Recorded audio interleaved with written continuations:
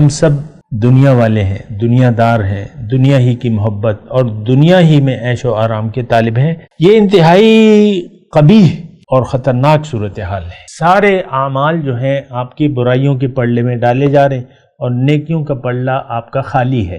یہ آیات کا مضمون میں اللہ تعالیٰ کی توفیق سے یعنی آج میں اس کا اختتام کر رہا ہوں، سارے مضمون کی میں بات کر رہا ہوں۔ اعمال تو تلیں گے۔ اب یہ دیکھیں کہ ہمارے جو اعمال ہیں اس وقت اس میں نیکی تو ہے ہی نہیں، کیونکہ ہماری تو کوئی خاص نیت ہی نہیں ہے زندگی گزارنے کی، اور ہے تو باطل ہے، تو نیکیوں کا پلڑا تو خالی ہو گیا۔ کیوں کہ انما الاعمال بالنیات، عمل کی تو نیت دیکھی جاتی ہے پہلے۔ من صام یرائی فقد اشرک، من صلی یرائی فقد اشرک، من تصدق یرائی فقد اشرک۔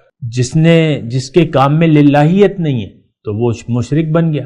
نماز، روزہ اور صدقہ، اس میں اگر آپ کی للہیت نہیں ہے تو یہ صرف ہمارا تو مسئلہ کیا ہے؟ ہمارا مسئلہ پتہ ہے کیا؟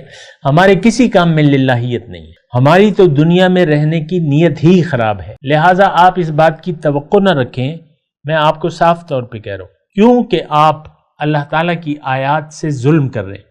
فَأُولَئِكَ الَّذِينَ خَسِرُوا، یہ وہ لوگ ہیں جنہوں نے اپنے آپ کو نقصان میں ڈال دیا۔ بِمَا كَانُوا بِآيَاتِنَا يَظْلِمُونَ، میری آیات کی حق تلفی۔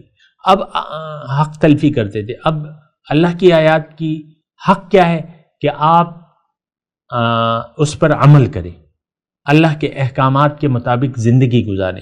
لیکن آپ کا تو مقصود اللہ ہے نہیں، آپ کی تو مقصود دنیا ہے، آپ کا تو محبوب دنیا ہے، آپ کو مطلوب دنیا ہے، تو اب اللہ تعالیٰ کی آیات کی آپ کو عملاً کوئی ضرورت ہی نہیں ہے۔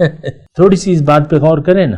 کلام آخر کے طور پہ میں آپ کو یہ بات کہہ رہا ہوں کہ قرآن کی آپ کیا ضرورت محسوس کرتے ہیں؟ آج تمام مسلمان قرآن فہمی، مجال ہے جو ہمیں قرآن فہمی کی کوئی ضرورت بھی محسوس ہو۔ قرآن تو بس ایک برکت والی کتاب ہے آپ کے خیال میں، بس پڑھا بند کر دیا، پڑھا بند کر دیا، پڑھا بند کر دیا۔ سمجھنا، سوچنا، فکر کرنا، عقل سے کام لینا، تدبر کرنا قرآن میں، اور اس کو اپنے لیے مشعل راہ بنانا، یہ ہماری عادت و طریقہ ہے ہی نہیں۔ ہماری تو دیکھیں منزل واضح ہے، دنیا، and that's all۔